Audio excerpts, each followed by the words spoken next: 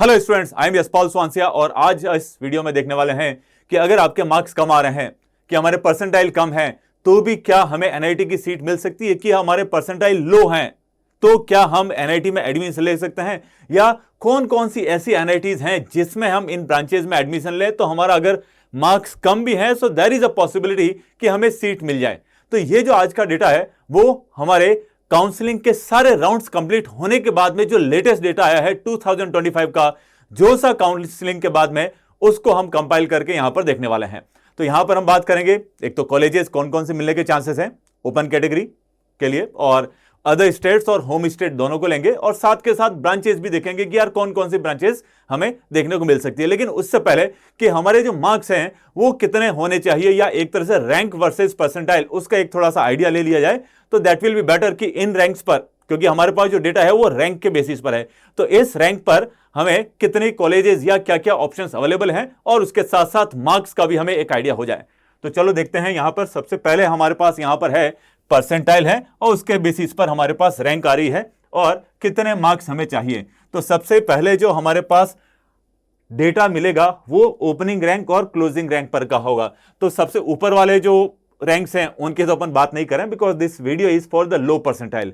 तो अगर हमारे परसेंटाइल लो हैं तो रैंक जो हम कह सकते हैं कि अगर 50,000 के ऊपर रैंक आ रही है तो अपन उसको लो परसेंटाइल बोल देते हैं। उस कैटेगरी में एक कैटेगरी डिसाइड कर लेते हैं और सारा जो डेटा कंपाइल किया गया है वो 50,000 above rank, all India rank, उसके बेसिस पर किया हुआ है। तो 50,000 ऊपर रैंक हमारी करीब करीब यहां से आ रही है, जिसमें मार्क्स हो रहे हैं 120 से बिलो, 120 के आसपास से लेकर के 120 से कम अगर मार्क्स आ रहे हैं तो हमारे पास 50,000 के आसपास रैंक आ सकती है, या उससे थोड़ा सा हो सकता है कि 100 के आसपास मार्क्स आ रहे हैं तो 54,200 के आसपास या थोड़ी सी उससे बढ़िया रैंक आ सकती है अपने पास। तो ये वाला जो कैटेगरी है इस पर हम अपन बात कर रहे हैं, और यहां पर रैंक वर्सेस परसेंटाइल है। तो आपके जो परसेंटाइल है वो 96 परसेंटाइल, 94 परसेंटाइल, 93 परसेंटाइल के आसपास आ रहे हैं। तो यहां से आपके क्या क्या कॉलेजेस शुरू हो सकती है, मतलब कि इसके पीछे अगर आप आ रहे हैं, इसके पीछे हमारे मार्क्स आ रहे हैं, इससे कम मार्क्स आ रहे हैं, तो क्या क्या ऑप्शंस अवेलेबल होने वाले हैं।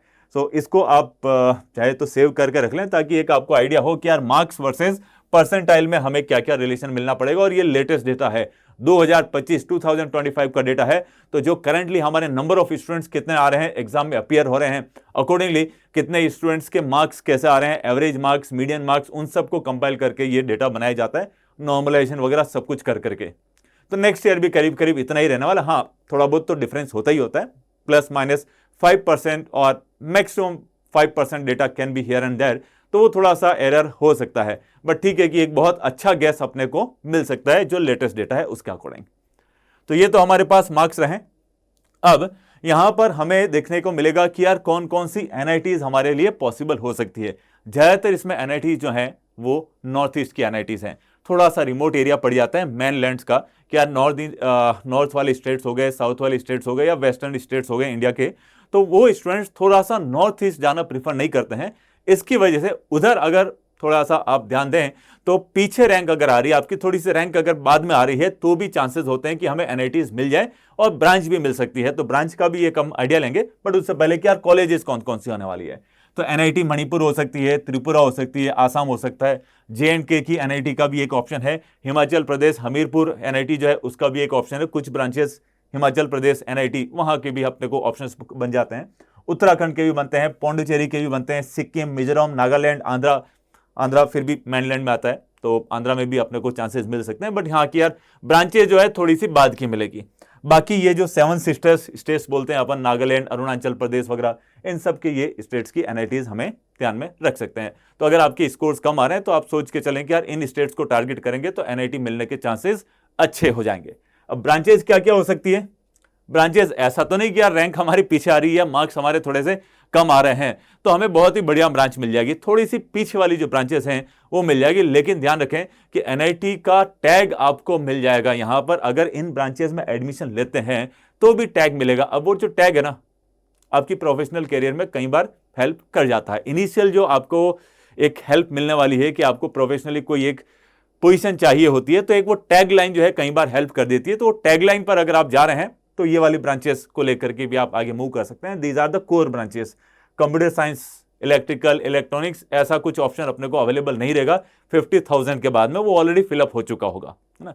50,000 60,000 के बाद में भी होम स्टेट और उसमें ओपन स्टेट दोनों का कैटेगरी आएगा, वो अपन अलग से डील करने वाले हैं। तो क्या क्या मिलेगा कि यार टेक्सटाइल टेक्नोलॉजी मिल सकती है, जो कपड़े वगैरह बनाने में टेक्सटाइल रिलेटेड जो टेक्नोलॉजीज होती है वो सभी इसमें पढ़ाई जाती है। बायोमेडिकल इंजीनियरिंग हो गया, metallurgical engineering, bio sciences, bio engineering दोनों मिले हुए हैं, बायोटेक भी काफी कुछ मिलता जुलता है। Chemical science and technology, mining engineering, MSc in the chemistry, MSc physics भी होता है कुछ कॉलेजेस के अंदर, एमएससी इन मैथ्स भी होता है। तो ये एमएससी के कोर्सेज भी आपको अवेलेबल रहेंगे एनआईटीज के लिए, और ऑफ कोर्स ये 5 ईयर्स कोर्स होगा। बाकी जो इंजीनियरिंग है वो हमारे 4 ईयर के कोर्सेस हैं। इसमें अब ऑप्शंस ये भी रहेगा कि ड्यूअल डिग्री अगर आप जाते हैं तो 5 ईयर में बीटेक और एमटेक दोनों होता है, तो उसमें भी अपने को एक अच्छा खासा ऑप्शंस मिल सकता है यहाँ पर। Life sciences, engineering, physics, more over this is a physics, life sciences में थोड़ा सा बायो का पार्ट हो जाएगा। तो ये ब्रांचेस में हमें ऑप्शंस मिलने वाले हैं। फिर अब यहां पर मेन अपने को बात आ रही है, अब जेंडर न्यूट्रल है। जेंडर न्यूट्रल क्या मतलब है कि यार कई बार होता है ना कि यार हमारे रिजर्वेशन होते हैं कि यार ओनली फॉर गर्ल्स स्टूडेंट्स हो गया, या पर्टिकुलर जेंडर रिलेटेड वो सीट्स रिजर्व होती है, तो वो सब एक तरह से जेंडर को ही टारगेट कर रहे हैं। बट यहां पर क्योंकि मैं सारे यूट्यूब के व्यूअर्स के लिए बना रहा हूं कि आप किस जेंडर से बिलोंग करते हैं वो मुझे तो आइडिया नहीं है, तो I have kept the gender neutral ranks. तो यहां पर ये जो जेंडर न्यूट्रल है, बाकी अगर आपको मैं बताऊंगा कि कैसे आप इन डेटा को एक्सेस कर सकते हैं। ऑथेंटिक डेटा है जो सा काउंसलिंग का 2025 के बाद में, तो उसमें आप जाकर के आप किस कैटेगरी से बिलोंग करते हैं, आपको होम स्टेट या किस स्टेट से बिलोंग करते हैं, होम स्टेट का कैटेगरी क्या होगा, ओपन स्टेट का कैटेगरी क्या होगा, आपका कोई पर्टिकुलर कैटेगरी से है, ईडब्ल्यूएस में है, एससी है, एससी है, एसटी है, ओबीसी है, तो वो कैटेगरी वाइज भी आप अपने रैंक को देख सकते हैं। बट ये लास्ट में आपको जो सकी जो वेबसाइट है उस पर अपन देखने वाले हैं। तो सबसे पहले देखें कि यार हमारे पास अरुणाचल प्रदेश में ओपन स्टेट कैटेगरी के अंदर रैंक ओपन हुई थी 60,000 समथिंग से लेकर के 61,000 तक, और ये था बायोसाइंसेस के अंदर। अब यहां पर बात आ रही है ओपन स्टेट। ओपन स्टेट का मतलब क्या है? ओपन स्टेट का मतलब है कि अगर आप, जैसे मैं एक एग्जांपल लेता हूं, राजस्थान से बिलोंग करता हूं मैं, सो मैंने अगर मेरी 12th क्लास राजस्थान से कंप्लीट करिए, कोई भी बोर्ड हो, नॉट नेसेसरी कि यार सीबीएसई बोर्ड हो या स्टेट बोर्ड हो, आपका अगर स्कूल राजस्थान में है और आपका जो राजस्थान का एनआईटी है, एमएनआईटी जयपुर वाला, तो वो आपका होम स्टेट बन जाएगा उस एनआईटी के लिए। लेकिन अगर आप कोई किसी और स्टेट में जाते हैं, एमपी में जाते हैं, यूपी में जाते हैं, या फिर मतलब महाराष्ट्र में जाते हैं, कर्नाटक में जाते हैं, तो वो अदर स्टेट की कैटेगरी में आएगा। तो ये क्योंकि अपन कन्फाइन नहीं कर सकते कि अगर मैं राजस्थान में हूं तो मैं राजस्थान की ही अपॉर्चुनिटीज देखूंगा, I need to look the other state opportunities also. तो यहां पर ये अदर स्टेट की कैटेगरी में हमने काउंट किया है कि अगर आप किसी भी स्टेट से बिलोंग करते हैं एक्सेप्ट अरुणाचल प्रदेश, तो इस ओपन स्टेट कैटेगरी में आएंगे। और यहां पर आपको अगर 60,000 के ऊपर भी रैंक आ रही है, बिलो 61,000, तो ये वाला आपको ब्रांच मिल सकता है, और थोड़ा बहुत तो चेंजेस हो ही सकता है। फिर सिविल इंजीनियरिंग आती है जो कि एनआईटी मिजोरम के लिए, again it is a open category, open state है, जेंडर न्यूट्रल, 58,000 से 61,000 के बीच में। अब थोड़ा सा ये यहां पर ओवरलैप हो रहा है, सो दैट्स ओके कि यार कई बार स्टूडेंट जो है वो किसी एक एनआईटी में जाते हैं, ओपन कर हो जाती है वो रैंक, और दूसरी उसके जस्ट नेक्स्ट रैंक है वो किसी और एनआईटी में जाते हैं, तो वो ओपनिंग क्लोजिंग रैंक में ओवरलैप रहेगा ही रहेगा। तो यहां पर आपको ये मिलता जुलता चीज मिलेगा यहां पर। Then the NIT Agartala he is having the biotech, then civil engineering for the Arunachal Pradesh, Agartala chemical chemistry, MSc chemistry वाला जो कोर्स है, सिविल इंजीनियरिंग इन नागालैंड। तो ये जो चीजें हैं इनको एक तरह से आप वीडियो पॉज करके और अपने आप से पढ़ सकते हैं कि यार क्या क्या हमारे पास रैंक है। मैं थोड़ा सा स्क्रीन से हट जाता हूं, सो आप यहां पर वीडियो पॉज करके आप अपना जो डेटा है वो कंपाइल देख सकते हैं कि कहां पर हमारी रैंक आएगी, तो क्या क्या मेरे को ऑप्शंस मिलेंगे अकॉर्डिंग टू कि यार ये जो हमारे पास स्टेट्स आ रहे हैं और ब्रांचेस के according. So that's for open state. अब ये थोड़े से किस तरह के हैं कि यार 7 स्टेट्स अपने नॉर्थ ईस्ट में आते हैं, उधर के हैं। अगर मान लो आप सेंट्रल इंडिया, नॉर्थ इंडिया से बिलोंग करते हैं, या साउथ इंडिया से हैं, या वेस्टर्न इंडिया से हैं, तो आप चाहेंगे कि थोड़ा सा हम घर के पास में रहें, जो एनआईटी हमारी कॉलेज है वो थोड़ा सा घर के पास लिया जाए। तो यहाँ पर होम स्टेट के लिए भी थोड़े से ऑप्शंस मैंने दिए कि सेम स्टेट में रह करके भी आप एनआईटी का अगर ऑप्शन देखना चाह रहे हैं, तो मिजोरम ज़्यादातर अगेन यहाँ पर भी होम स्टेट के हैं, तो ये मिजोरम वगैरह इन पे थोड़ी सी रैंक्स अगर पीछे हो तो भी एनआईटी मिलने के चांसेस होते हैं। तो यहाँ पर भी इन्हीं स्टेट्स का ही थोड़ा सा दबदबा है, यहाँ पर आपको चांसेस ज़्यादा मिल रहे हैं। And opening rank is 8,40,000। सोच सकते हैं 8 लाख से तो ओपनिंग हुई है, और 13 लाख पे जाकर के कंप्लीट हो रही है। दैट मीन्स कि कितनी पीछे रैंक आ रही है, फिर भी यहां पर एनआईटी है, लेकिन ये होम स्टेट है, वहीं का स्टूडेंट रहा तो उसको मैकेनिकल इंजीनियरिंग का भी चांस मिल रहा है, मिजोरम से बिलोंग कर रहा है तो भी। आगे और भी मिजोरम के स्टेट्स हैं और साथ साथ सिक्किम के भी हो गए, मिजोरम अगेन, मणिपुर हो गया, आपके अगरतला हो गया, तो यहां पर थोड़ी सी डिसेंट ब्रांचेस हो रही हैं अब, क्योंकि होम स्टेट है इसलिए। डिसेंट मतलब कि थोड़ी सी फॉरवर्ड कैटेगरी की ब्रांचेस की, यार इलेक्ट्रिकल इंजीनियरिंग भी आ रहा है, सिविल इंजीनियरिंग भी आ रहा है, मैकेनिकल आ रहा है, कंप्यूटर साइंस भी है। देखो मिजोरम के अंदर कंप्यूटर साइंस कहां पर, कितना पीछे रैंक है, 27 लाख, कितना पीछे है यहां पर, 2,71,000, नॉट 27, 2,71,000 रैंक अगर आ रही है, उसके बाद में यहां से ओपनिंग हुई थी और क्लोजिंग रैंक यहां आ रही है, तो कंप्यूटर साइंस भी मिल रहा है, लेकिन उसके लिए आपको उस स्टेट का डोमिसाइल इन द सेंस कि आपकी 12th उस स्टेट से होनी चाहिए। अब ऐसा बहुत मुश्किल होता है कि यार अपन अपने स्टेट से अगर जब तक कि हम मूव ना करें कि दूसरे स्टेट में जाकर के 12th करें, हमारा स्टेट वही रहेगा, तो अकॉर्डिंगली आप अपना होम स्टेट, अगर आप इन स्टेट से बिलोंग करते हैं तो आप अपनी रैंक वगैरह देख सकते हैं यहां पर। देन कम्स थोड़े से यहां पर ये होम स्टेट मैंने मेन लैंड वाले की अपने नॉर्थ ईस्ट से ना होकर के नॉर्थ इंडिया के कुछ स्टेट्स हो गए, वेस्टर्न इंडिया के कुछ स्टेट्स हो गए, साउथ इंडिया के भी कुछ स्टेट्स हो गए, तो उनको भी मैंने काउंट किया है कि पौंडुचेरी हो गया, गोवा हो गया, रायपुर से हैं, हमीरपुर हिमाचल प्रदेश, राउरकेला अगेन, जालंधर पंजाब से, आंध्र प्रदेश से, सूरत से, गुजरात, तो ये एनआईटीज की भी अपने को चॉइसेस अवेलेबल हैं। बट हाँ कि यार यहाँ पर जो ब्रांचेस है ना, वो textile technology, chemical engineering, biomedical engineering, ये ही ऑप्शंस हमारे पास होंगे। और again it's a gender neutral, अगर आप गर्ल्स वाला कैटेगरी में अगर जाते हैं तो थोड़ा सा ये ब्रांचेस हो सकता है कि अपने रैंक पीछे है, तो भी ऑप्शंस अवेलेबल रहने वाले हैं। मैं मेनली यहाँ पर जेंडर न्यूट्रल की बात कर रहा हूँ, तो इसमें थोड़ा सा रैंक्स आपकी बेटर होनी चाहिए। यहाँ पर होम स्टेट कैटेगरी है, तो अब ये वाले जो स्टेट्स हैं, जो ज़्यादातर हमारे जो व्यूवर्स हैं वो हिंदी स्पीकिंग होते हैं, तो ये ज़्यादातर स्टेट जो है वो हिंदी स्पीकिंग वाले हैं, तो अकॉर्डिंगली यू कैन डिसाइड कि आप किस स्टेट से बिलोंग करते हैं और आपका होम स्टेट है, accordingly your ranks can be chosen for that.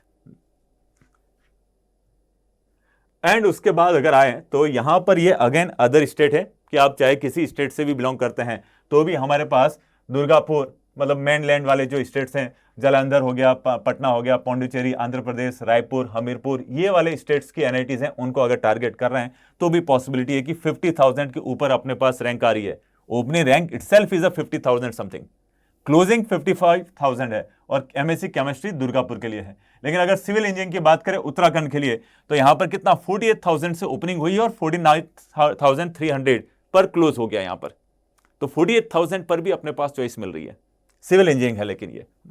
Then कोई और ब्रांच अपन देखते हैं, यहां पर बायोटेक हो गया, मटेरियल हो गया, माइनिंग हो गया, केमिकल इंजीनियरिंग है आंध्रा के अंदर, कहां से ओपन हुआ, ये 40,000 से स्टार्ट होकर के 45,000 तक क्लोज हुआ है, तो 5,000 का गैप आ रहा है। 40,000 अगेन थोड़े से मार्क्स पीछे आ रहे हैं, तो भी ये 40,000 कवर कर सकते हैं। देन एनआईटी सूरत में इंडस्ट्रियल इंजीनियरिंग हो गया, मेटलर्जिकल इंजीनियरिंग थोड़ा से ज़्यादा रिपीटेड हो रहे हैं कि ज़्यादातर हमें मेटलर्जिकल इंजीनियरिंग या बायोटेक या सेरेमिक इंजीनियरिंग हो गया अपने पास, सिविल इंजीनियरिंग भी आ रहे हैं, इंडस्ट्रियल इंजीनियरिंग भी आ रहा है, टेक्सटाइल टेक्नोलॉजी भी आ रहे हैं, तो ये ऐसी ब्रांचेस अपने को ऑप्शंस मिल सकती है। देन कम्स कि ये पूरा जो डेटा है वो कहाँ से लिया गया है, मतलब कि अब मैं तो आपको केवल लिमिटेड बता सकता हूँ, और इसमें आप किस स्टेट से बिलोंग करते हैं, साथ में आप किस कैटेगरी से बिलोंग कर रहे हैं, कौन कौन सी एनआईटी को टारगेट कर रहे हैं, क्या ब्रांच को टारगेट कर रहे हैं, तो वो सभी मैं नहीं बता सकता कि यार हाँ जस्ट मेरे पास जो डेटा है उसका एक ओवरऑल ब्रीफ व्यू में बता सकता हूं। लेकिन आप पर्टिकुलरली किस स्टेट से बिलोंग कर रहे हैं, कौन सी स्टेट से आपका 12th हुआ है और आपके रैंक वगैरह कैसी आ रही है, तो वो सभी आप अपने खुद से देखेंगे तो that will be better. I just give you the brief view कि यार कैसे कैसे हो सकता है। अब आपको डेटा कहां से ये ऑथेंटिकली मिलेगा, कि सबसे पहले आपको जोसा की जो वेबसाइट है उस पर जाएंगे, कुछ इस तरह का आपको ये फॉर्मेट मिलेगा। अब यहां पर एक ई सर्विसेज करके टैब है, उस पर आप क्लिक करेंगे तो नीचे यहां पर 3 ऑप्शंस होंगे।